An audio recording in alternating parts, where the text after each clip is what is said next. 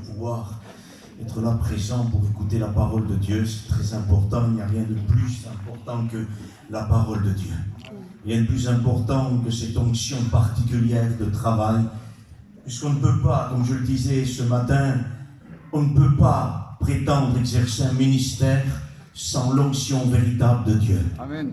L'apôtre Paul a dit, nous ne servons plus sous l'ancienne alliance, la lettre qui tue, mais nous servons sous la nouvelle alliance de l'esprit qui vivifie. Donc ce que nous voulons à tout prix, c'est une onction particulière.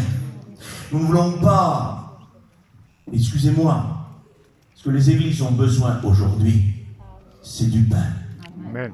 On le disait avec l'ancien Péricom, les églises ont besoin d'un morceau de pain frais, et cela suffit.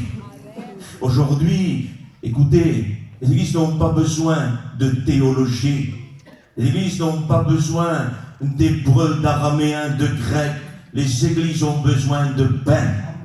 Le livre de Lamentation dit, pour introduire, les enfants demandent du pain et personne ne leur donne du pain. Répands ton âme comme de l'eau pendant les veilles de la nuit pour la vie de tes enfants qui meurent de faim. Et nous avons besoin plus que jamais de revenir à ça, au pain de la parole de Dieu. Frère, que fais-tu de ceux qui ont reçu l'hébreu, le grec, ceux qui l'ont reçu, que Dieu les bénisse. Comme je l'ai dit avant-hier, dans la première réunion, il y en a qui ne l'ont pas reçu, qui s'amusent à jouer à ça. Ceux qui l'ont reçu nous bénissent et que Dieu les bénisse. Ceux qui ne l'ont pas reçu nous encombrent. Nous sommes fatigués des scribes, des secrétaires, nous sommes fatigués d'écouter des concordances vivantes. Nous voulons des sons de Dieu. Nous voulons des sons de Dieu qui parlent haut et fort de la part de Dieu, investis d'une onction particulière qui transfère notre cœur. Voulez-vous compris? Péricom, tu veux le faire, mon frère, pour nous tous? Nous voulons t'adorer, notre Père. Aide-nous, Jésus. Oui, Seigneur, nous sommes devant toi, ton Église et tes serviteurs. Et nous te demandons particulièrement une onction puissante. S'il te plaît, Jésus. Anime ton serviteur ce soir. Je sais, Seigneur, que tu as donné la parole adéquate. Je sais, Seigneur, mon Dieu, que cette parole est dans son cœur. Eh bien, Seigneur, nous voulons l'écouter ce soir. Nous voulons, Seigneur, l'accepter. Nous voulons l'assimiler ce soir. Au nom de Jésus. Que ton nom soit élevé ce soir. Oui, Seigneur, ce Père que tu as mis dans sa bouche. Oui, Seigneur, je sais. Au nom de Jésus-Christ. Il va nous nourrir. Il va nous fortifier. Alléluia. Au nom de Jésus. Remplis-nous. Au nom de Jésus. Au nom de Jésus. Merci, notre Père. Merci, Majesté. Merci, notre Père. Merci à toi. Amen. Que Dieu soit béni. Que Dieu soit glorifié. Nous avons commencé ces réunions et puis le Seigneur nous a demandé, nous a poussé à pouvoir s'approcher de lui. Et nous rappelant sans cesse à travers ces réunions que bientôt, encore un peu de temps, celui qui doit venir viendra. Amen. Nous nous sommes contentés de nous rappeler l'espérance, une des plus grandes espérances de l'Église, l'enlèvement prochain. Bientôt, il va venir. Révélation de Jésus-Christ que Dieu lui a donnée pour montrer à ses serviteurs les choses qui doivent arriver bientôt. Amen. Ça y est, tout est en place. Christ revient chercher son épouse. Amen. L'ange dit, viens, je te montrerai l'épouse, la femme de l'agneau. Que Dieu soit béni.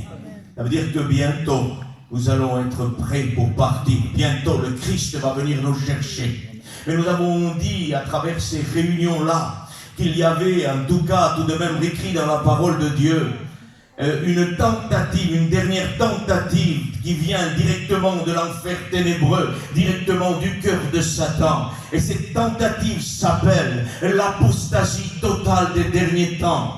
Et nous avons lu l'église de Philadelphie, et je vais faire la même lecture. On ne répétera pas assez les mêmes choses pour qu'elles soient salutaires. La parole de Dieu est claire. Il y a une apostasie totale. L'église de Philadelphie, je fais quelques répétitions pour rattraper la course d'hier soir. L'église de Philadelphie est une église qui est prête au retour de Jésus. Jésus dit, je viens bientôt. Retiens ce que tu as, que personne ne prenne ta couronne. Ça veut dire que l'église est prête, je viens bientôt. Il y a des reproches dans les autres églises. Il y a des reproches, il y a des réprimandes, il appelle à la repentance. Mais dans cette église-là, il dit, je viens bientôt, retiens ce que tu as. Ça veut dire ce que tu as, c'est ce qui te permet de vivre la vie de Dieu. Pas question de changer, pas question de se transformer aujourd'hui. Pas question de se moderniser, pardonnez-moi. Il est question de rester biblique. Amen. On dit des trop anciens, frère. Non, on est biblique. Il faut rester biblique. La parole de Dieu n'est ni ancienne ni moderne. C'est la puissante parole de Dieu.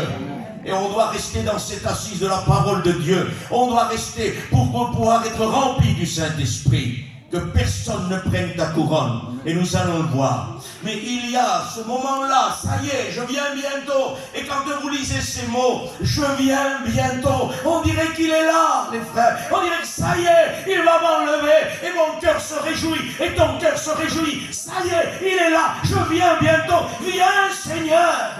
Viens, nous t'attendons. Nous sommes fatigués du monde. Nous sommes fatigués de tous les jours. Nous voulons maintenant vivre ta gloire.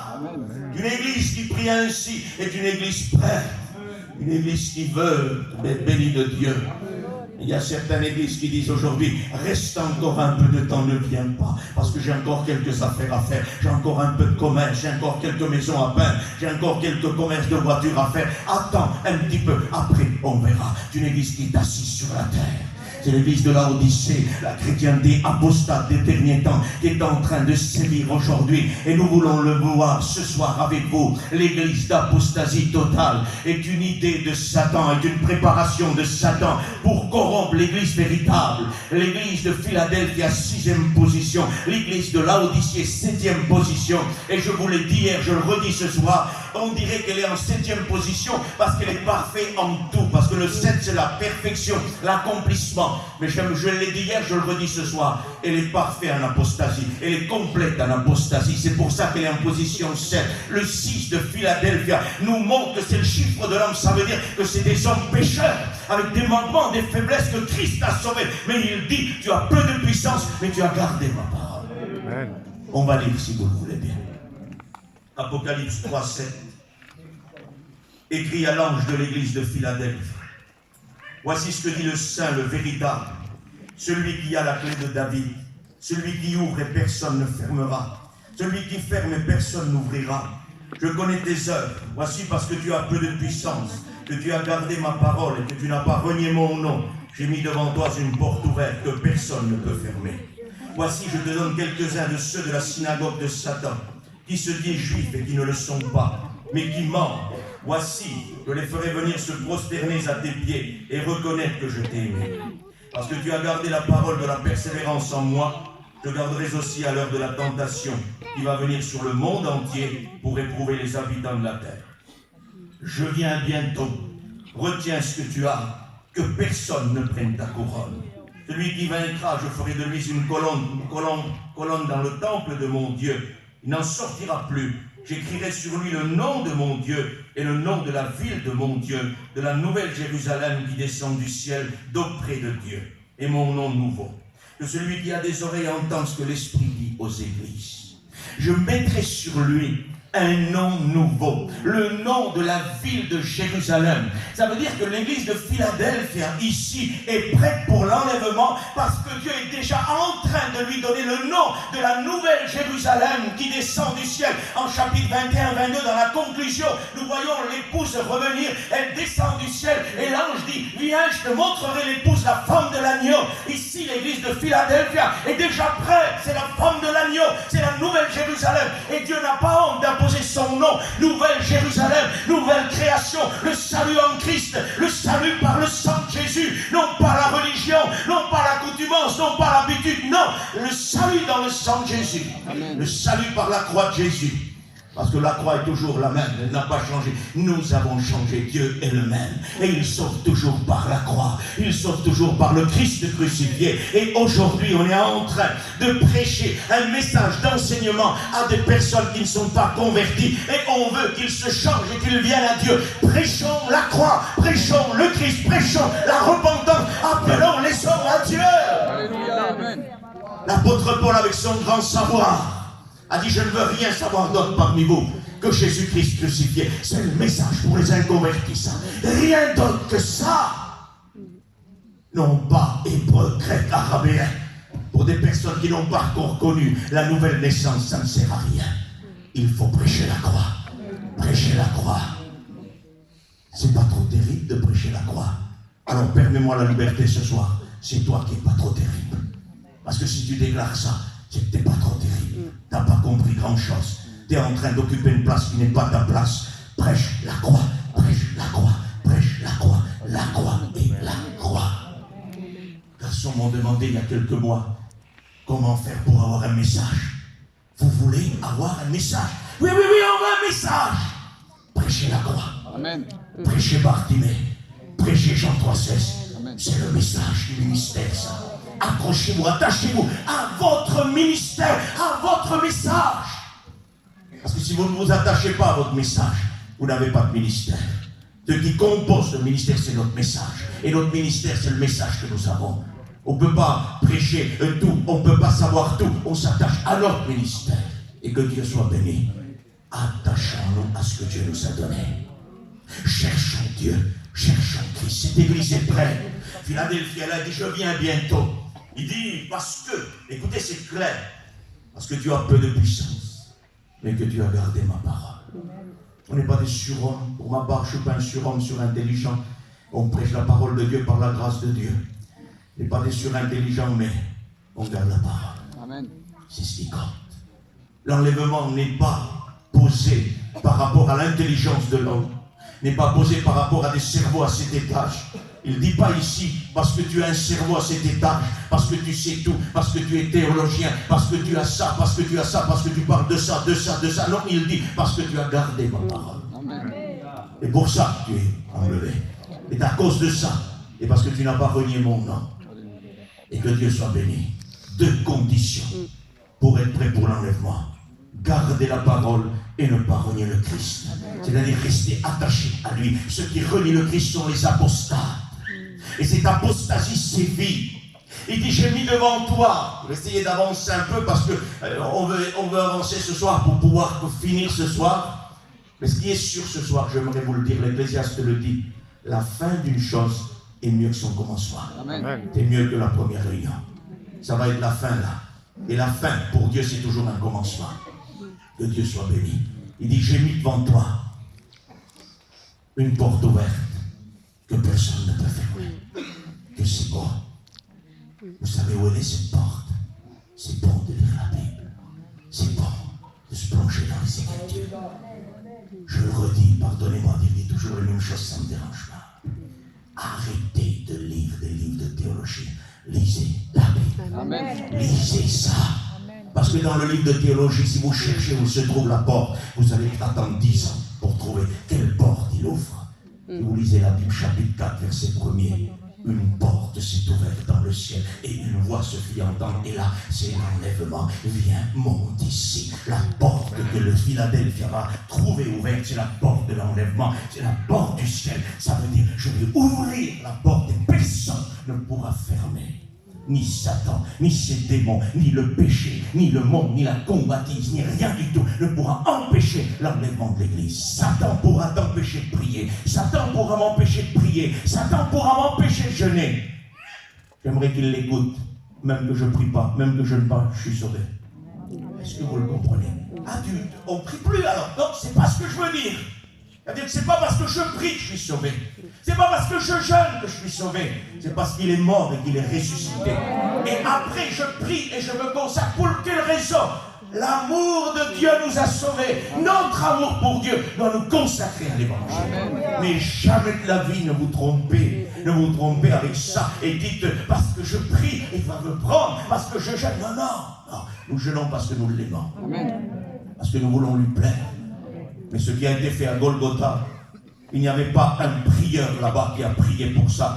C'est la majesté, l'éternité, le cœur de Dieu, la grâce de Dieu, l'amour de Dieu qui a établi le pardon de Golgotha. Et il n'y avait personne à cette époque-là qui peut prétendre dire, j'avais déjà prié pour le salut. Non, tu n'étais même pas là, dans l'éternité, quand personne n'était là. Dieu dans son cœur voulait nous sauver. Amen. Il a établi ça. C'est pas ma prière.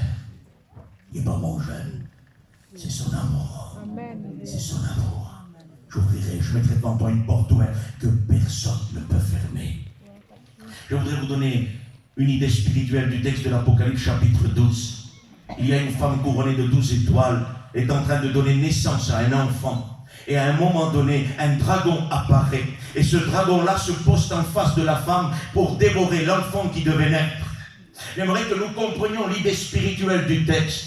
Nous sommes en train de se trouver en face Satan, qui est en train d'essayer de dévorer toutes les nouvelles naissances de l'Église, tous ceux qui naissent de nouveau, et que c'est des nourrissons qui sont nés par la parole de Dieu. Il veut les dévorer. Il se tient devant l'Église. Oh, à l'idée spirituelle, cette femme peut représenter l'Église, si vous voulez. Et il va faire la guerre à la descendance de la femme. Il va courir derrière. Il va faire la guerre à la descendance de la femme. Nous sommes la descendance de l'Église de Jésus. Nous sommes la descendance de Jésus. Au spirituel, il se tient pour dévorer les nouvelles naissances dans l'Église. Il veut les dévorer. Il veut en faire des religieux. Il veut les remettre sous la loi. Ils ne prient pas. Ils ne jeûnent pas sous l'onction. Ils ne connaissent rien de l'onction. Quand l'onction arrive, ils croient que c'est du dérèglement. Ils croient qu'on est déréglé. Ils sont aveugles. Ils ne voient rien. Purement apostat. Purement laodicée. Ils ne voient pas. Ils n'ont rien. Ils ne savent rien, ils ont juste des habitudes. Et l'onction de Dieu doit être parmi nous. Amen. Une porte qui est ouverte. C'est la porte du ciel, ça. Et c'est lui qui a la clé. Il se tient devant la femme. Mais gloire et honneur soient rendus à Dieu. L'enfant fut enlevé au trône de Dieu. Satan ne peut pas empêcher l'enlèvement de l'Église. De même que Jésus est parti, de même il reviendra. Et ce coup-ci nous amènera avec lui. Cette protection de Jésus, il a été enlevé au trône de Dieu.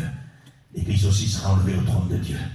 Quand les temps seront accomplis et quand devra apparaître l'Antéchrist, la bête sur la terre, l'Église qui retient l'esprit, l'Antéchrist aujourd'hui disparaîtra, elle sera enlevée, alors sera apocalypsée la bête, l'Antéchrist, l'homme du péché, le fils de la perdition qui plongera le monde dans une nuit de ténèbres sans précédent. Mais nous allons être délivrés, parce que la bête c'est le dragon, c'est Satan, parce que l'Antéchrist c'est l'homme diable sur la terre. Il va nous enlever de là. Il va fermer la bouche du dragon. Et il va arracher ses bien-aimés. Il va les amener dans sa présence. Seigneur m'aime. Seigneur t'aime. Il veut que je sois dans sa présence. Il veut que je sois dans sa présence. Êtes-vous pas fatigué de ce monde? Le péché fatigue. L'esprit de l'Antéchrist fatigue. Nous vivons un temps où l'esprit de l'Antéchrist agit déjà. Et nous sommes en train de combattre. Ne sentez-vous jamais le joug de Satan sur vos épaules? C'est lourd, c'est difficile. On ne peut même plus prier. Vous pouvez toujours prier, vous avez de la chance que Dieu vous bénisse. Parfois ça m'arrive, j'ai plus la force de prier. Mais mon cœur m'aide. La nuit même, quand je dors, mon cœur m'exhorte. Une histoire de cœur entre moi et Dieu, entre toi et Dieu. Et quand je ne peux plus prier, le Seigneur lit le langage de mon cœur. Il sait comme moi-même, le poids est là, les démons sont là, mais je veux louer Dieu, je veux l'adorer. Et à un moment donné, ça se brise. Et là, on sent qu'il est là. Amen. Il est présent. Ce matin, il est venu parmi nous. Pour ceux qui étaient là, à un moment donné, Dieu est partout. Dieu est omnipotent. Mais la personne ressuscitée de Jésus est venue parmi nous. Vous l'avez vu? Non, on l'a senti. Il nous a demandé de faire silence. Silence devant l'Éternel. Nous avons fait silence. On sentait qu'il est là. On sentait qu'il est bon. Christ est là. Il va se faire sentir ce soir une fois de plus. Il va passer dans les rangs. Il va nous démontrer que l'enlèvement est là, qu'il est toujours le même, qu'il n'a pas changé. Il va nous taper à l'épaule à chacun de nous à travers ce message. Il va nous dire, il est temps de se réveiller, temps de se lever.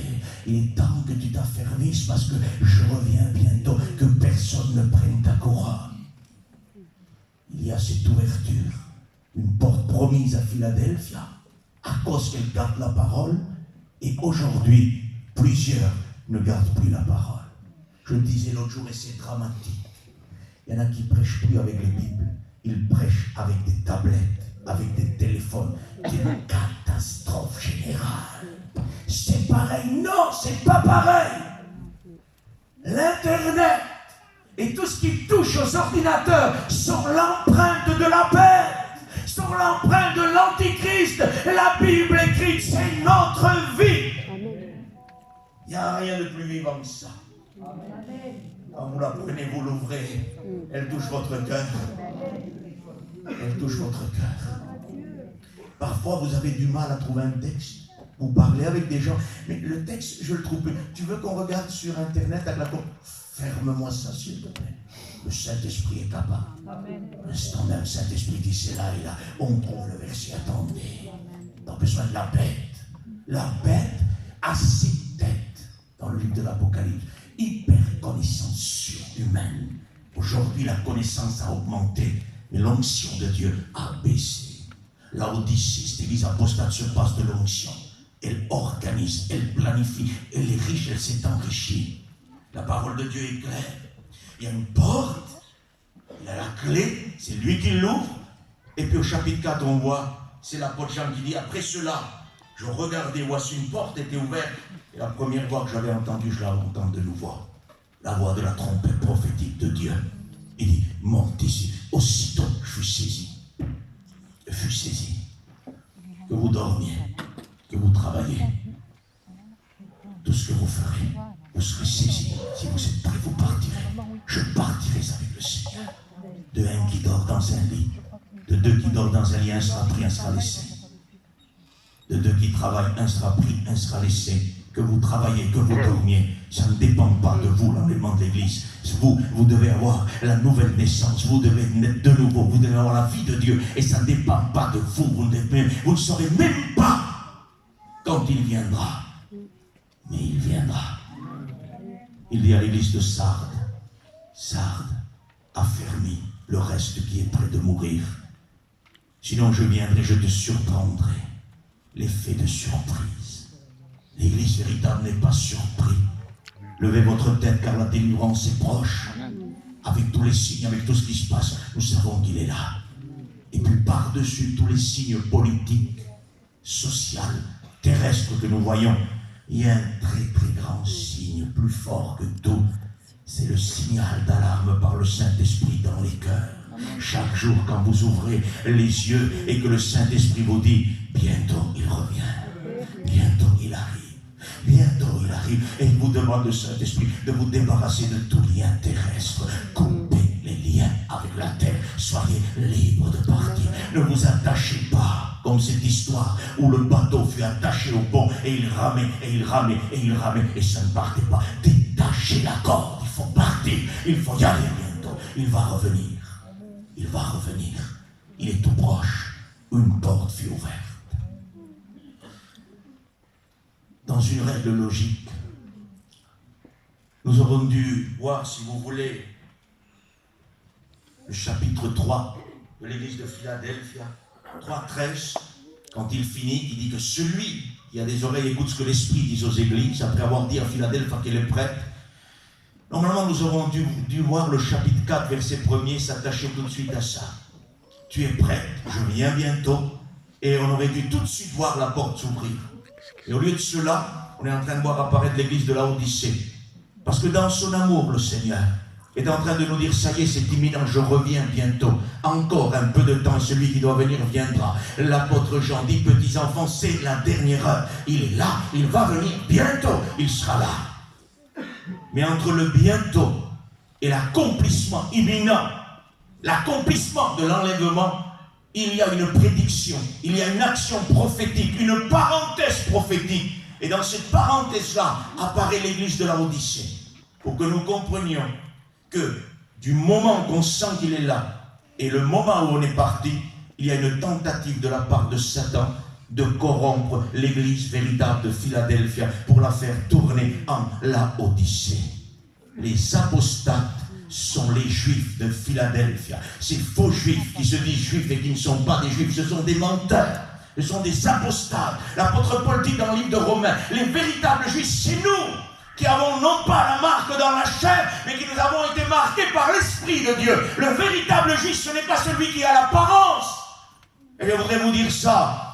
Les sœurs, si ma femme serait là, je leur ai pris un exemple, elle n'est pas là. Ce n'est pas le foulard, l'apparence que vous avez qui vous permettra l'enlèvement. C'est le cœur que vous avez. C'est le juif, le cœur intérieur. Les frères, je suis avec vous. Ce n'est pas notre apparence de chanteur, de témoigneur, de prédicateur qui nous permettra d'être enlevés. C'est ce que nous sommes vraiment. Amen. Ne l'oubliez pas. Votre salut ne repose pas sur votre ministère. Le salut repose sur la croix de Jésus. Si je l'ai dit aujourd'hui, je le redis, je l'espère le Saint-Esprit. Si je ne prêche plus, je suis quand même sauvé. Est-ce que vous comprenez ça? Comment? Qu'est-ce que tu oses dire? Alors, si c'est ainsi, vous aurez dû prêcher, j'aurais dû prêcher, il aurait dû rester dans le ciel. On aurait été sauvé par la prédication et par l'œuvre que nous faisons. Non, non. Il n'y avait aucun prédicateur quand il est mort à la croix. Il est parti au ciel, il est venu, il est parti au ciel, et à ce moment-là, il a envoyé les dons ministères. Si je ne prêche pas, je suis quand même sauvé. Gloire à Dieu pour l'œuvre de Dieu et pour le ministère que Dieu nous donne. Il n'y a pas de souci. Mais notre vie repose sur lui. La paix de grand prix, l'agneau de Dieu qui ôte le péché du monde. À lui seul soit la gloire. Cet agneau qui apparaît au trône. Et si on a le temps, surtout si vous me donnez le temps ce soir, on va finir autour du trône. Que c'est bon de finir autour du trône. On est fatigué de la religion. On est fatigué de voir le trône de loin. On est fatigué de connaître l'enseignement juste du trône. Il est temps de se trouver autour du trône. C'est impossible. Ah bon? Livre d'Éphésiens dit, vous qui êtes déjà assis dans les lieux célestes, 24 vieillards, symboles de l'Église, sont en train de rester devant le trône. Ils sont sur des trônes. Et puis, on va recevoir sûrement une leçon tout à l'heure. Vous et moi. Parce que parfois, on a trop souvent le trône. Les 24 vieillards sont sur des trônes. Ils vont recevoir une leçon. Et cette leçon, je vais la recevoir une fois de plus ce soir. Je le sens venir. Ça va arriver. Il y a trop de trônes. Il y a trop de grades. Il y a trop d'orgueil. Il y a trop de possession. Non, c'est Jésus. Jésus, Jésus, Jésus. C'est l'agneau. Comment un homme peut-il s'enorgueillir de quelque chose qui lui a été donné comme s'il ne lui a pas été donné? Peut-on s'enorgueillir de notre chant? Peut-on s'enorgueillir de l'œuvre que Dieu nous donne à faire? Peut-on s'enorgueillir de notre témoignage, de notre prédication? C'est impossible bibliquement parler. C'est impossible. Mais si, frère, non, non. Votre Paul dit, comment quelqu'un peut-il s'enorgueillir de quelque chose qui lui a été donné comme s'il n'y aurait pas été donné? Ça veut dire que si s'enorgueillit, ça ne lui a pas été donné. Il s'est attribué ça. Il faut venir à ça maintenant. Il y a des gens qui s'attribuent le ministère. Il y a des gens qui s'attribuent la gloire de Dieu. Ils veulent un trône sur le dos de Jésus. C'est lui qui a les marques. C'est lui qui a souffert. À un moment donné, je ne rentre pas dans ça, c'est trop long. Il y a une vision du trône de Dieu. Il y a des anges autour. Vous savez ce qu'ils font, les anges? Ils se cachent les mains. Vous savez pourquoi? Parce que quand ils le voient, lui, devant le trône, il a des mains percées. Leurs mains, à eux, ne sont pas percées. Ils sont honte, ils cachent leurs mains.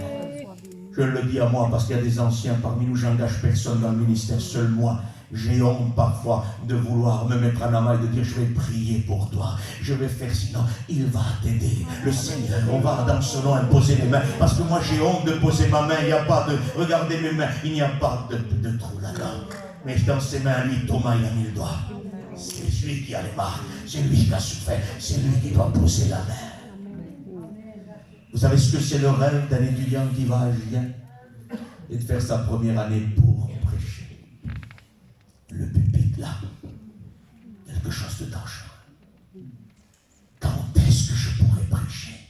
Quand est-ce que je pourrais prêcher? Quand est-ce que tu pourras avoir le mot de Dieu? C'est ça que tu devrais dire. Parce qu'il ne suffit pas de prêcher, on ne veut pas des avocats, nous voulons des hommes de Dieu. Le rêve, c'est de prêcher. Et puis on prêche, ça démarre. Et la deuxième année, vous savez ce que c'est le rêve? C'est d'imposer les mains. J'entendais certains qui disaient, j'entends encore certains qui disent aujourd'hui, quand est-ce que je pourrais imposer les mains? On n'est pas à l'école. N'impose pas les mains comme ça. Il faut une direction de Dieu. Elles sont à l'école, ils attendent qu'ils sortent de l'école pour imposer les mains. Et quand ils sont sortis, il faut qu'ils trouvent absolument un malade pour lui imposer les mains. Ça y est, c'est fait. Ils arrivent à la maison. Ma femme, tu sais quoi? Non, mon mari, qu'est-ce qu'il y a? J'ai imposé les mains. Ça y est, elle est dans le ministère. Non, non, non. Tu es en train d'entrer juste là. juste mettre les pieds dans le plus dangereux territoire qui peut exister, le ministère. Après, on veut chasser un démon. Il y en a un jour qui voulait m'embarquer dans une affaire. Téléphone, j'ai trouvé quelqu'un qui est possédé, parce qu'aujourd'hui on les trouve, on les cherche. Il y a des spécialistes de la possession aujourd'hui. SOS fantôme, mission guerrière, SOS fantôme. Écoutez, Dieu nous a ordonné de chasser les démons, mais ne pas faire la course aux démons. Il y en a qui passent à côté de leur ministère aujourd'hui à cause qu'ils disent c'est un ministère spécial. Il y a 5 ministères et le 6e n'est pas un ministère pour chasser les démons, il n'existe pas. Oui mais frère, il a reçu lui, c'est un ministère pour ça. Non, non, non, tous les ministères remplis d'onction chassent Satan. Et ils ont des techniques. Mets-toi à genoux, coupe les cheveux, fais ça, mais attendez, ils discutent avec Satan. Comment tu t'appelles? J'ai envie de leur dire, demande la carte d'identité. Mais ne discutez pas. Un jour j'étais à table, on me demandait, qu'est-ce que tu demandes à Satan avant de le chasser? Il répétait, qu'est-ce que tu demandes à Satan avant de le chasser? Rien du tout, je ne discute pas de Satan, je chasse Satan. Que vous comprenez ça? On passe des heures avec lui, des soirées, des journées pour discuter. Il nous tourne en bateau.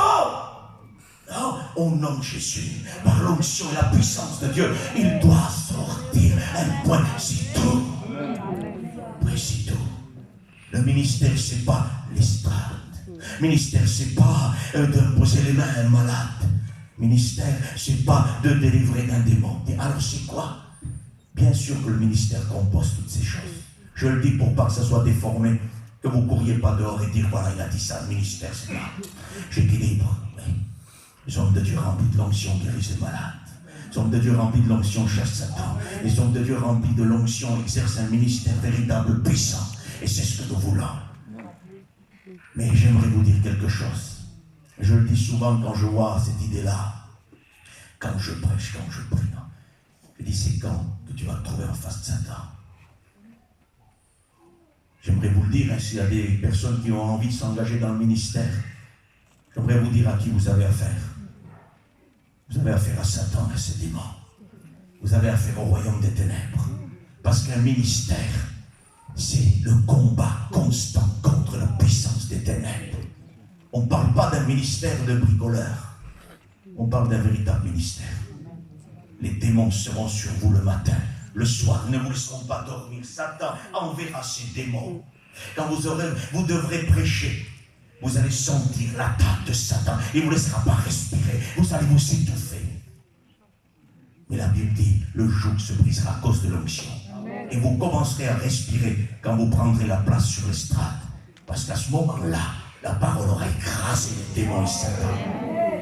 Attention, attention. Ce n'est pas l'estrade, le but. Ce n'est pas guérir les malades, le but, ce n'est pas... Vous m'avez compris l'idée, les frères anciens. Hein? C'est pas, je ne veux pas dire que dans le ministère, parce que Jésus a dit que nous fassions ces choses-là. Il y a des personnes qui sont passées à côté. Et nous voulons être remplis du Saint-Esprit. J'entends certains dire parfois, il faut les former. Il faut qu'ils se forment sur l'estrade. Mais l'estrade, c'est pas, il n'y a pas de prière sur l'estrade. Il n'y a pas de jeûne sur l'estrade. Il n'y a pas de lecture sur l'estrade. C'est juste de la pratique, ça. Et s'ils se forment là, ils seront formés que dans la pratique. Mais dans le spirituel, ils ne prieront pas, ils ne jeûneront pas, ils ne liront pas. Et le jour où ils se trouveront en face de Satan, ils seront broyés. Littéralement broyés. Nous avons besoin de comprendre à qui nous avons affaire. L'église de Dieu n'est pas une institution, si vous voulez, où on passe du temps, où on est en vacances. Non, on n'est pas en vacances dans l'église de Dieu. Et dans les derniers temps, les derniers moments, là, on est loin d'être en vacances. Là, il faut s'armer là. Il suffit les vacances terminées. Il faut s'armer là. Courbez le genou, priez, jeûnez. Donnez-vous puissamment à Dieu. Abattez la puissance des démons qui est en train de s'abattre pour nous empêcher d'y arriver. Revenons au jeûne. Revenons à ça. Le livre de Joël en face. Une congrégation de démons puissants. Il dit, convoquez le jeune, le vieillard, le nourrisson. Tout le monde, ramenez-le au jeûne, à la prière, à la lamentation. Qu'il crie à Dieu. Parce que sans sang, ça ne sortira pas. et sans ça, on ne pourra pas arriver jusqu'au bout. C'est impossible. Est-ce que je peux prendre un peu de temps parmi vous ce soir?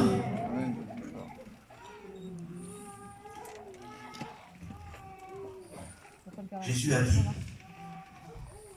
parce que les disciples ont essayé de chasser un démon et n'ont pas parvenu à ça, Jésus a dit, gens de petite foi, jusqu'à quand serais-je avec vous? Pourquoi ils disent, nous n'avons pas pu le faire? À un moment, il dit, nous voyons les démons tomber, Satan tomber du ciel, chasser les démons, il guérissait les malades, mais là, il se trouve devant une impossibilité. Et Jésus va répondre par ces mots. Cette catégorie de démons ne sort que par le jeûne et la prière. C'est-à-dire que dans la hiérarchie diabolique, il y a plusieurs catégories de démons. Et il y a une catégorie qui sort que par le simple fait que vous êtes enfant de Dieu, né de nouveau. Il y a une influence de ces démons-là. Au nom de Jésus, vous la chassez. En cas d'impossession, si cette catégorie de démons est là, au nom de Jésus, elle sort.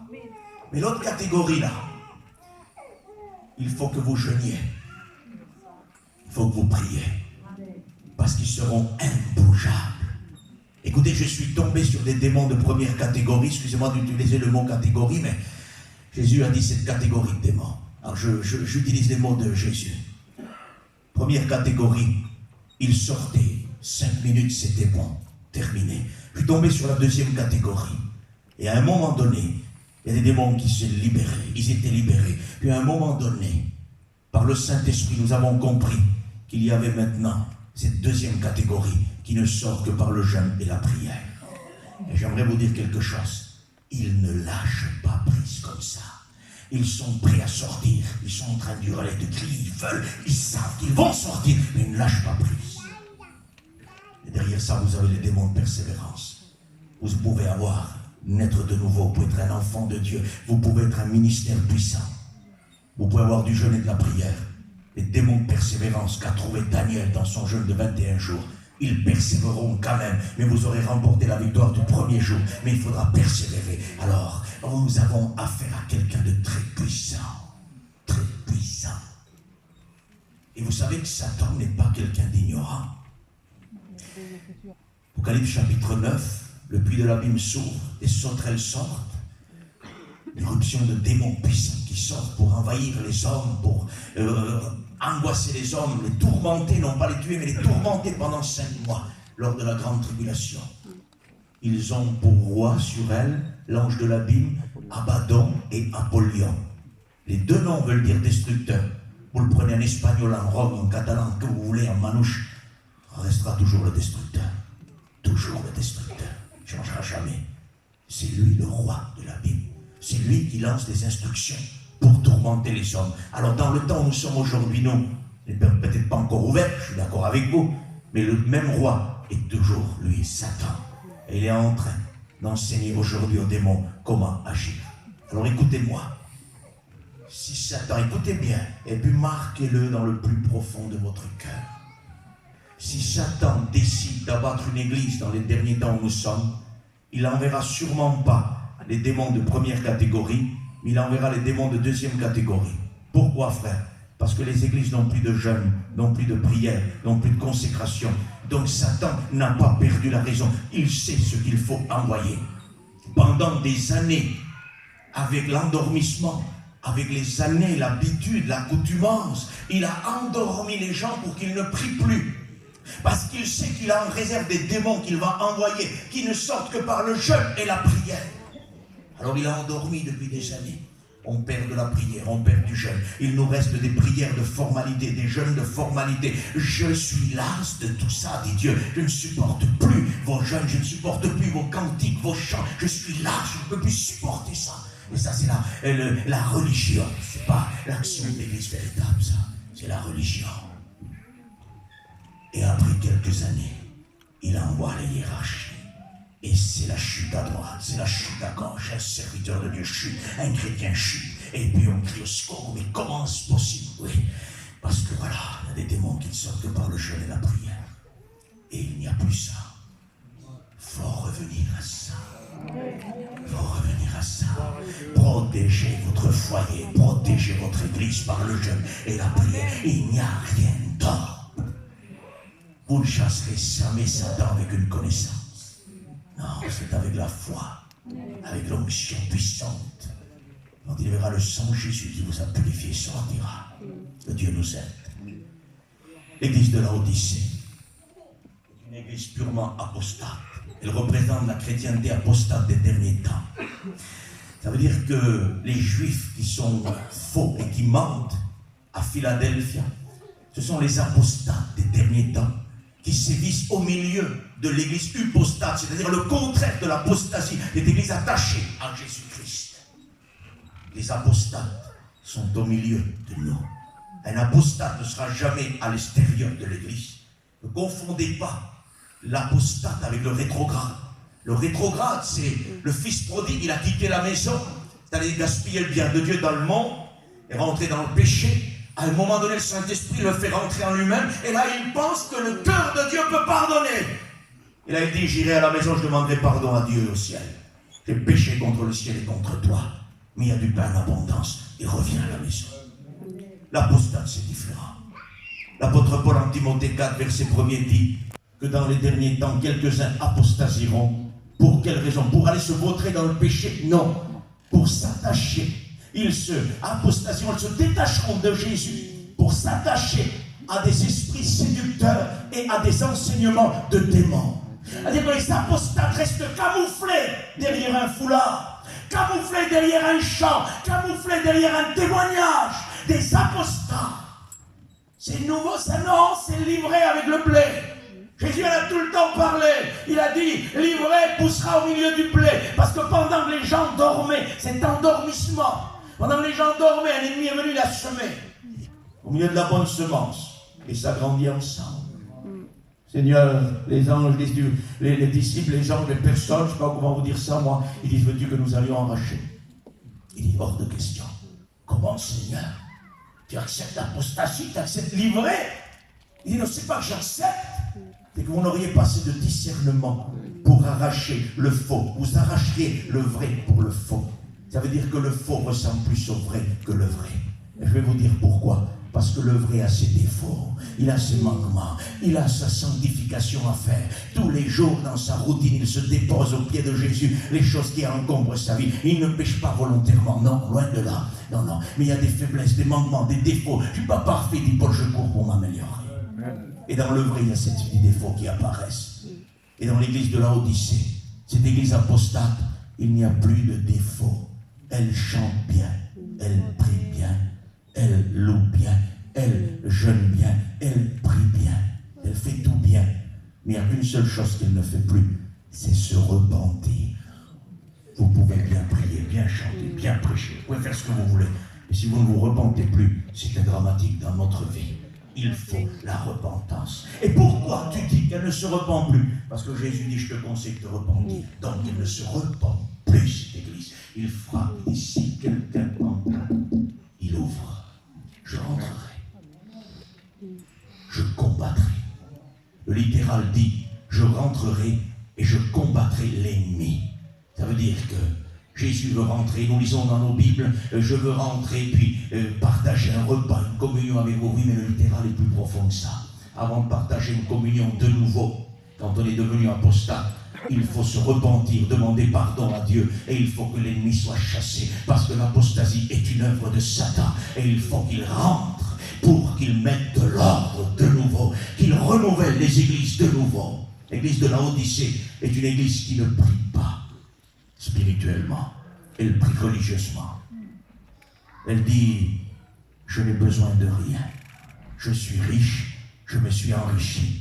Quelqu'un qui n'a besoin de rien ne demande rien, elle a tout, donc elle ne prie plus spirituellement, elle ne demande plus à Dieu des choses, et elle a tout. N'avez-vous pas remarqué que dans les églises, la prière se fait de plus en plus rare? Les chrétiens n'osent même plus se repentir. Parce que si on entend quelqu'un dans l'assemblée se repentir, on est tous en train à la sortie de dire, t'as vu? Elle s'est repentie. Il s'est repenti là du péché. Attendez, Attendez, nous ne sommes pas de faux chrétiens, nous sommes véritables. Quand on se repent, ce n'est pas pour le péché volontaire, c'est pour la faiblesse que nous avons parfois. Ça vous arrive jamais de fauter involontairement? Ça vous arrive jamais de courber le genou par le poids de la vie? Ça vous arrive jamais de faire une petite faute? Non, vous êtes parfait? Non. Les églises sont dans le même état qu'il y a 15 ans en arrière. Et pourtant, 15 ans en arrière, on écoutait des gens crier au secours. Le culte dimanche, au secours. Crier au secours, Seigneur, pardon, pardon, pardon, où est-ce que, Seigneur, ma misère. Ils n'avaient rien fait par rapport à aujourd'hui. Rien du tout. Ils avaient peut-être à peine une idée de colère. Où ma mauvaise parole leur a effleuré la bouche. Aujourd'hui, les gens sont capables de maudire par leur bouche et de bénir sans demander pardon. L'Église aujourd'hui, et ça ce n'est pas une révélation, c'est un inventaire, est en plus mauvais état qu'il y a 15 ans en arrière. Et pourtant, elle ne se repent plus, parce que nous sommes entrés dans cette époque-là d'apostasie totale de l'Église de Laodicée. Cette parenthèse prophétique qui n'aurait pas dû être là, mais Dieu l'a révélée parce que Satan est venu entre le jour où Dieu m'a sauvé et entre le jour où je dois être enlevé. Il vient pour faire une tentative, et la tentative est révélée à travers des faux juifs qui sont des menteurs et qui veulent corrompre la véritable Église. Attention aux menteurs qui sévissent parmi nous. Les menteurs sont extrêmement dangereux. Pourquoi? Parce qu'un menteur ne dit pas la vérité et vous préférez mourir que dire un mensonge. Vous êtes vrai. Je te l'ai dit, frère. Tu me l'as dit. Mais oui, je te l'ai dit. Ah, je le jure devant Dieu, je l'ai dit. C'est pas vrai. Il n'a jamais dit ça. C'est un menteur. Il vous met dans l'embarras.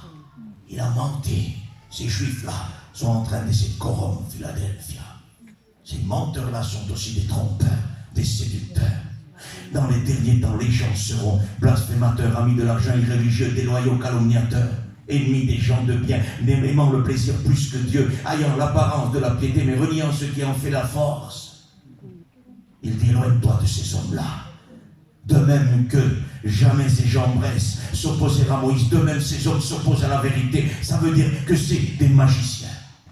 Parce que ceux qui parlent de Moïse, c'était des magiciens. Ils reproduisaient ce que Moïse faisait par la force de Dieu. Il y en a aujourd'hui qui reproduisent les ministères. Des magiciens. Je l'ai dit hier, je vous le redis ce soir, ça m'est égal. Ils sont en train d'imiter les ministères. Des magiciens. Ils s'opposent à la vérité. Et vous savez où il est le plan, l'astuce là? C'est que les véritables ministères établis par Dieu sont diminués à cause de la copie des magiciens. Parce que quand j'écoute un ministère de Dieu, moi, et que je vois Dieu s'agir dans son ministère, je suis béni et je me dis, Seigneur, tu as des pièces uniques dans le corps. Amen. Tu as donné à chacun une particularité. Seigneur, elle m'enrichit. Mais demain, vous écoutez après lui, un magicien qui prêche comme lui, qui essaye de faire comme lui. Alors vous vous dites, ah mais c'était pas si unique que ça. Lui aussi prêche comme lui. Écoutez-moi, Dieu est trop riche pour donner deux ministères identiques. Il est trop riche. Vous pouvez avoir deux évangélistes devant vous et ils auront toujours leur particularité. Vous pouvez avoir deux apôtres, ils auront leur particularité. Les apôtres ne se ressemblaient que dans l'appellation du ministère, mais ils étaient particuliers. Particuliers. C'est pour ça qu'on trouve 4 évangiles. Parce que dans leur manière de concevoir, leur manière d'agir avec Dieu, chacun relevait tel et tel indice que l'autre n'avait pas relevé. Et on a les 4 évangiles à cause de ça. La diversité des ministères. Peut-il y avoir de Jimmy? Peut-il y avoir de Paillon, de Tarzan? S'amuse à ça aujourd'hui. L'intonation de Jimmy, les paroles de Jimmy, les paroles d'un tel, est en train de mettre des noms, d'idolâtrer les ministères, et puis il y a des magiciens qui copient ça. Il faut arrêter. Il faut arrêter. Il faut déceler l'infection au milieu de nous. Je ne dis jamais amen à un magicien. Je laisse tout seul sur l'estrade. J'encourage toujours les hommes de Dieu. Je dis amen. Que Dieu soit béni. Mais quand je sens qu'un magicien est là, j'ai envie de sortir. Vous savez pourquoi? Parce qu'il dit, éloigne-toi de ces hommes-là. C'est une infection. Une infection. Très, très grave. Nous sommes en train de vivre un temps difficile. Difficile. Alors, comment déceler celui qui copie l'autre ou l'autre? Eh bien, c'est simple. J'avais posé la question à Dieu, moi. Seigneur, comment faire alors pour savoir qui c'est qui imite l'autre? Seigneur est plus simple que moi. Il m'a dit, écoute, si tu trouves un homme qui a prêché pendant tant d'années, qu'un autre sort des études, et qu'il est en train de prêcher comme celui-là, d'après toi, c'est lequel qui a prêché en premier? C'est celui qui exerce depuis longtemps. Donc c'est le deuxième qui copie, qui est arrivé après lui. Est-ce que vous comprenez ça? C'est simple avec Dieu. Et oui, excusez-moi, hein, un frère ancien ne peut pas se copier, lui ne peut pas copier l'autre, parce que lui il travaille depuis 20 ans, 30 ans, 40, 50, il y en a 55 et 60 ans. Ils ne se sont jamais embarrassés de copier qui que ce soit. Ils sont surtout assurés de servir Dieu, de glorifier Dieu. Et aujourd'hui on est en train, vous savez pourquoi on est en train de faire ça? Parce que l'onction se fait rare. Et sur les hommes de Dieu il y a l'onction. Et on aime l'onction, on la veut. Mais l'onction, tu ne la fabriqueras pas. L'onction vient par le ministère consacré. Et s'il n'y a pas de consécration, il n'y a pas d'onction. Il peut y avoir des émotions. Il peut y avoir du théâtre sur scène. Il n'y aura jamais une onction de vie. Parce qu'aujourd'hui, les gens ne supportent plus la saine doctrine. Ils veulent des docteurs selon leurs propres désirs. Aujourd'hui, il faut leur parler par théâtre. Parce que si vous leur parlez de la croix, il se paraît qu'ils ne comprennent plus aujourd'hui.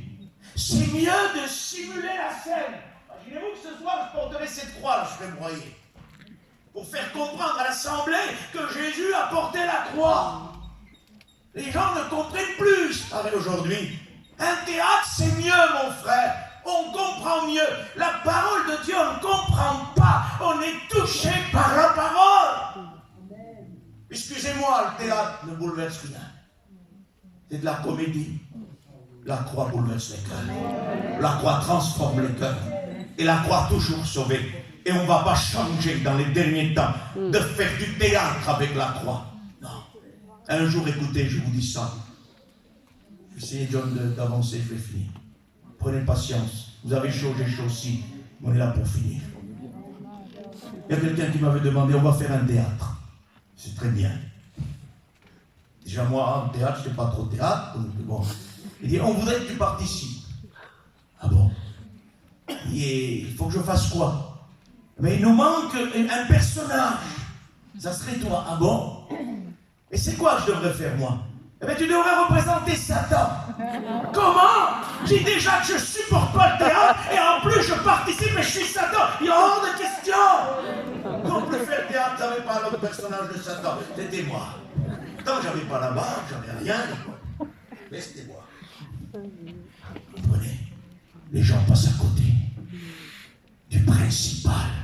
Le principal, c'est la croix. La Bible, la parole de Dieu. L'église de la Laodicée est une église apostate. Elle ne se soucie plus de Jésus. D'ailleurs, Jésus est à la porte, il frappe dans son amour, voulant rentrer. Dire qu'elle chante tout seul. Elle témoigne tout seul. Elle prêche tout seul. Elle se débrouille par ses moyens. Oui. La ville de la Laodicée a subi un grand tremblement de terre à une époque. L'État voulait la donner à ses besoins, l'aider, quoi.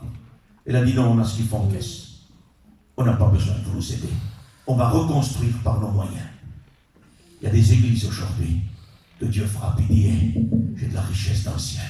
Je peux te la donner. Je peux te relever. Je peux relever les ruines. Il dit non, non. On a assez de sous en caisse. On va changer le carrelage. On va peindre les murs. On va les mettre en bleu au lieu de blanc. On va mettre un beau carrelage. Tu vas voir, ça va aller mieux. On va se faire une petite mission ou deux. Et puis ça va aller. Non. Les ministères ont été donnés, non pas pour peindre des murs, pour changer des carrelages, mais pour toucher le cœur de l'Église. Il est écrit dans Éphésiens, les ministères ont été donnés pour l'Église, l'édification de l'Église. On ne peut pas peindre les murs, non, ça c'est une chose naturelle. Ça n'a pas besoin d'être dans le ministère pour changer le carrelage. Il faut être carreleur. Le ministère, c'est pour fortifier l'Église, pour la relever, et surtout dans les derniers temps, pour pouvoir la stabiliser contre tous les vents de doctrine. Qu'elle ne soit plus ballottée à tout vent de doctrine. C'est ça un ministère. Amen. C'est pas un carreleur, c'est pas un peintre, c'est un ministère authentique qui va se détacher du carrelage, de la peinture, comme les anciens ont dit dans la parole de Dieu. Il est convenable que nous établissions des hommes remplis du Saint-Esprit qu'ils servent aux tables afin que nous donnions à la prière et au ministère de la parole. Et même là, il y a avant l'exercice de la parole, la prière. Nous voulons être doctrinal, n'est-ce pas? On n'a pas le droit de prêcher sans avoir prié. On n'a pas le droit de prêcher sans s'être mis devant Dieu. Et vous comprenez ça. L'homme de Dieu authentique qui chante pour Dieu, ce chrétien qui chante pour Dieu, vous croyez qu'elle peut le faire sans prière? Non. Oui, mes frères, tu peux exagérer peut-être là pour chanter un cantique, tu veux que nous jeûnons, que nous prions? Écoutez, chanter un cantique, John, c'est plus important que servir aux tables. Eh oui, servir aux tables, partager les repas, il fallait des hommes remplis du Saint-Esprit. Et pour chanter, nous, on peut se permettre de faire sans ça. Impossiblement. Si pour servir aux tables, il fallait être rempli du Saint-Esprit. Pour changer, pour chanter, témoigner à la table du Seigneur, il faut être rempli de l'onction de Dieu. Il faut être rempli. Écoute, tu n'as pas le droit de chanter sans prière. Tu n'as pas le droit de témoigner sans consécration. Un homme de Dieu, une femme de Dieu reste devant Dieu. Et regardez, je vais encore plus loin. Ne priez pas parce que vous devez chanter. Ne priez pas parce que vous devez prêcher. Votre vie doit être constamment devant Dieu. Amen. Constamment. Soit prêche la parole dans des temps favorables ou non, mais en tout temps prêche. Comprenez? Il ne faut pas courir à la maison pour prier, pour revenir. Non, il faut être prêt. La vie de l'homme de Dieu est consacrée. La vie de la femme de Dieu est consacrée. Et qu'on a besoin que nos chanteurs soient consacrés. Que Dieu nous aide. Que Dieu nous bénisse. Un jour j'étais... Ça ne sert à rien de citer où j'étais parce que c'est le témoignage que je vais en sortir. J'étais avec un groupe de personnes. Nous étions allés pour faire l'œuvre de Dieu à l'étranger. Et puis, le soir, il y en avait un qui avait une guitare. Et puis il chantait dans la chambre d'à côté. Moi j'étais tout seul dans la chambre, je ne sais pas. Puis je restais comme ça, il sautait là-bas. Puis j'écoutais chanter. Et puis chanter des cantiques. C'était très bien. Puis à un moment donné, il me semble écouter du flamenco. Du flamenco, j'écoute. Dans mon esprit, je me suis trompé. Je continue à lire la parole de Dieu. Et puis là, il commence à jouer, à faire semblant de chanter comme un flamenco. Et puis tout le monde rit à côté. Et tout le monde explose. Et le Saint-Esprit tombe sur moi. Et le Saint-Esprit me dit, la guitare n'est plus apte pour jouer pour moi de la musique. Celui qui a chanté là n'est plus apte pour chanter pour moi. Dorénavant, il chantera pour lui et non plus pour moi. J'aimerais vous dire quelque chose. Je vous dis ça, et puis c'est pas pour prendre un exemple que je dis ça, c'est l'expérience. Mon fils voulait une guitare, il y a longtemps, pour apprendre à jouer. Il était jeune, il s'approchait des réunions, il n'était pas encore converti. Il achetait une guitare, et puis sur cette guitare, il se jouait un peu des choses du monde et un peu des choses de Dieu. Avec ses copains de temps en temps qui venaient. Il dit, tu sais mon fils, jamais de la vie tu joueras pour le Seigneur. Jamais de la vie, tu ne peux pas mélanger deux choses à la fois. Tu ne peux pas coudre deux différents tissus ensemble, tu ne peux pas mettre un âne avec un bœuf, c'est pas possible. Ça ne pourra jamais arriver. Puis le temps sont passés. Puis là, il s'est converti à l'évangile. Et là, il m'a dit, je veux de nouveau une guitare. Et là, j'ai dit, si tu prends une guitare, j'ai dit, hors de question d'écouter autre chose que des cantiques. Il m'a dit, je suis d'accord, je suis converti à l'évangile. J'ai dit, précision. Si un de tes petits copains veut jouer autre chose qu'un cantique, tu refuses absolument. On va me prendre pour un orgueilleux, vaut mieux, au lieu que Dieu te rejette pour le chant. Il dit, vaut mieux que tu passes pour un orgueilleux. Il a fait ça. 1 mois et demi après, il jouait. Je ne dis pas qu'il joue bien, ouais, je ne suis pas un spécialiste. Hein. En tout cas, moi, ils mettent dans l'œuvre de Dieu. Ça me suffit très bien. Comprenez ça. Il faut que nous comprenions. Dans le temple, dans l'Ancien Testament, les ustensiles étaient purifiés pour que nous comprenions qu'aujourd'hui, on ne peut pas faire n'importe quoi. Il faut être consacré à l'évangile, consacré à Dieu. Revenons à ça. Donnons-nous entièrement pour Dieu. Entièrement. Un jour, laissez finir, mes frères et sœurs. Écoutez, on va essayer de finir, mais un homme lisait sa Bible dans sa caravane. Sa fille était à côté de lui. Et puis la copine de sa fille a ouvert la porte. Et puis il a vu le père lisant la Bible, il était un peu gêné. Et puis il a appelé sa copine, ils sont partis, puis il dit, ton père il prêche ce soir? Il dit, non, non, pas du tout, non, il prêche pas. Mais pourquoi il lit sa Bible? Il dit, mon père il lit tous les jours la Bible. Tout le temps. Il dit, le mien il prêche que quand il prêche, il a dit. C'est une catastrophe. Si on lit la Bible que pour prêcher, on cherche à tirer un avantage pour nous enorgueillir. On veut avoir un bon message. Et si on la lit tous les jours pour qu'il nous bénisse, vous aurez le message dans le cœur. Parce que c'est de l'abondance du cœur que la bouche parle. Le Saint-Esprit vous rappellera tout ce que vous avez lu. Tout ce que vous avez lu. C'est dur de trouver un message. Il ne faut pas le trouver. Il faut que Dieu le donne. C'est plus simple. Parce que pour le trouver, c'est terminé. On a pour des heures. Vous avez vu ce qui se passe dans le livre de l'Apocalypse, chapitre 4 et 5? L'Ancien des jours a un livre dans sa main, le livre de la Révélation. Scellé. Personne ne pouvait l'ouvrir.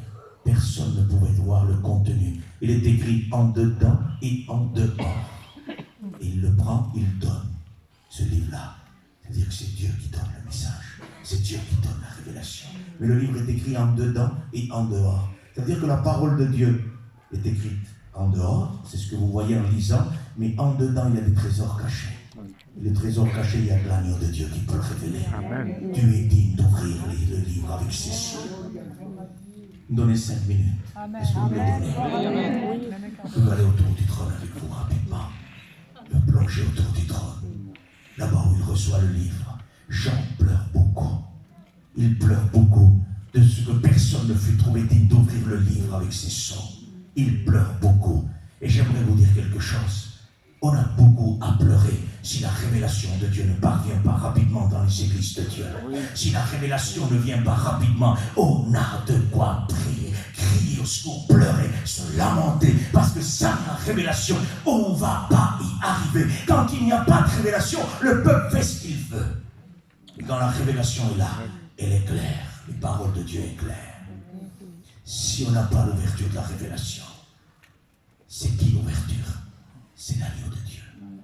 Si on n'a pas parmi nous, on sera que l'église de Laodicée, n'ayant aucune révélation, ayant juste une instruction, une connaissance, une intellectualité, rien d'autre qui ne vient, rien du cœur, mais juste le savoir de l'homme.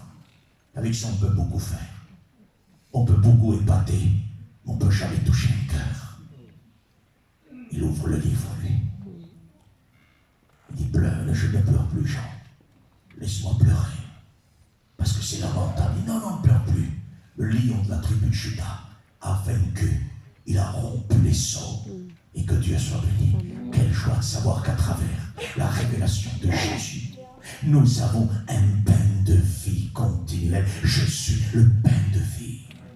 Il est dit dans la parole de Dieu, Moïse conserve un homère de manne pour ta descendance. Parcourez la Bible de partir de là jusqu'à la fin. Vous ne trouverez plus cette manne. C'est terminé. Pour qui l'a caché? Dans l'église de Pergame, il y a celui qui vaincra. Je donnerai à manger de la manne cachée. La descendance, c'était nous. Il y a une nourriture cachée. Il y a un pain spécial qui se trouve dans la présence de Dieu. Et c'est ce qu'on a besoin aujourd'hui. Les églises ont besoin de rentrer dans cette présence, de se nourrir dans la corbeille de consécration. Amen. De chercher le pain là-bas dans le cœur de Dieu. Oui, et pas ailleurs le pain. Il est dans les mains de Jésus. Amen. Il l'a rompu, il l'a béni, il l'a multiplié. Il est toujours le même. Allez le chercher devant le trône. Ne pleure point. Je vous dis ça, c'est important. Et on va prier. Ne pleure point. Le lion de la tribu de Juda a vaincu. Amen. Et puis là, il va rentrer dans la salle du trône. J'aimerais vous dire quelque chose. On annonce un lion qui va rentrer. Et c'est un lion. Puis John C. On t'annonce un lion. Tu t'attends à voir un lion, c'est normal. Et quand il rentre, ce n'est pas un lion qui rentre.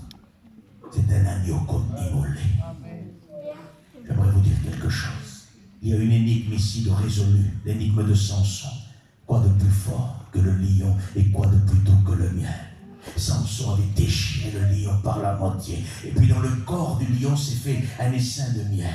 Et le lendemain, il va manger dans le corps du lion. Et il donne une énigme. Quoi de plus fort que le lion? Celui qui mange. Et quoi de plus doux que celui qui se mange? Et puis l'énigme, c'est celle-là.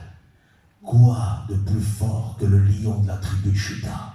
Dans le Dieu qui vient juger, dans le Dieu qui vient juger, que la parole de Dieu dit: Seigneur, tes jugements sont véritables et vrais, parce que tu as jugé la prostituée, tu l'as jugée, elle s'est corrompue, tes jugements sont fidèles et véritables. Quoi de plus fort que ça? Amen. Et quoi de plus doux que le miel de la parole de Dieu? Amen. De celui qui mange est sorti ce qui se mange. Logiquement, le lion de la tribu de Juda aurait dû nous dévorer parce que nous étions pécheurs. Mais la grâce de Dieu, le pardon, a fait venir l'agneau de Dieu. Et de celui qui devait nous manger est sorti le miel de la parole de Dieu. Que Dieu soit béni. C'est pour ça, j'aimerais que nous le comprenions. Puis, je n'ai pas les anciens avec moi ce soir, non.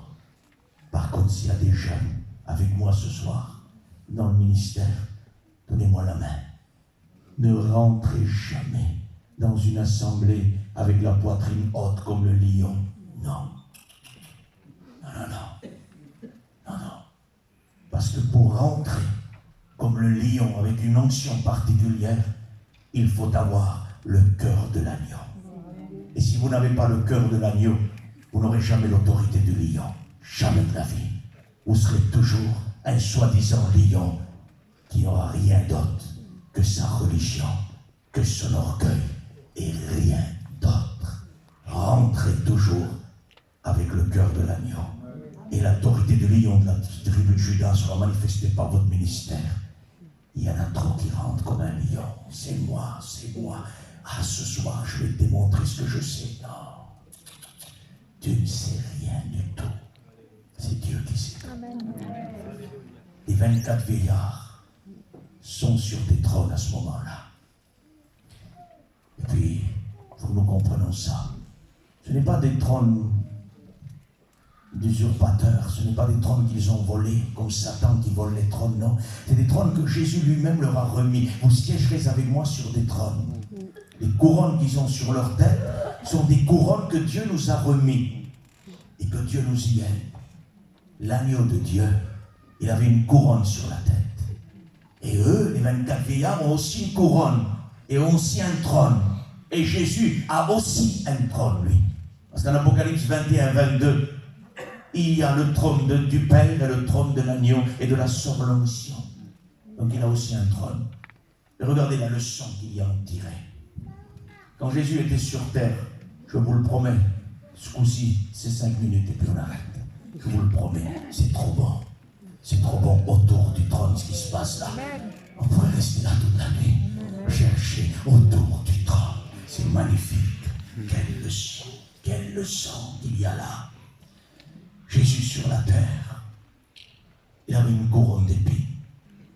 Pourtant, lui, dans le ciel, il a une couronne d'or. Il n'en a pas qu'une, il a plusieurs couronnes. Chapitre 19.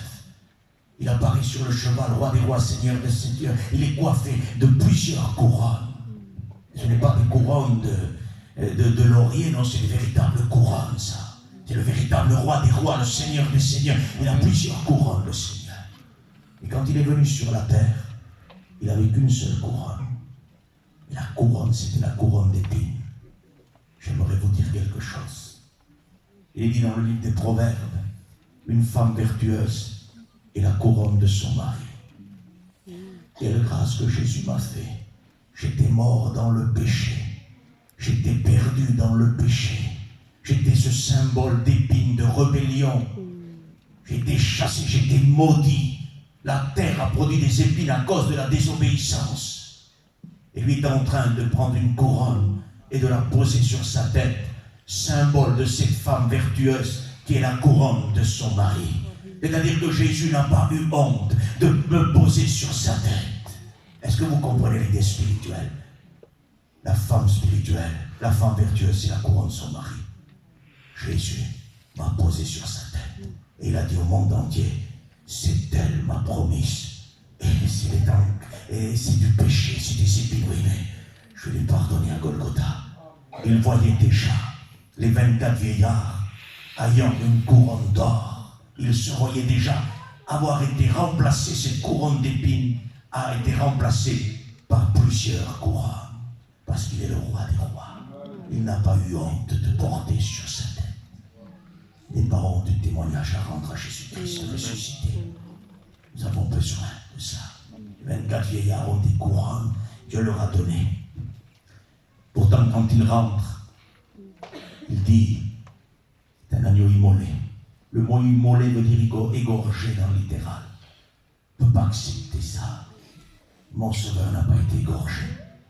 Mon sauveur a été crucifié.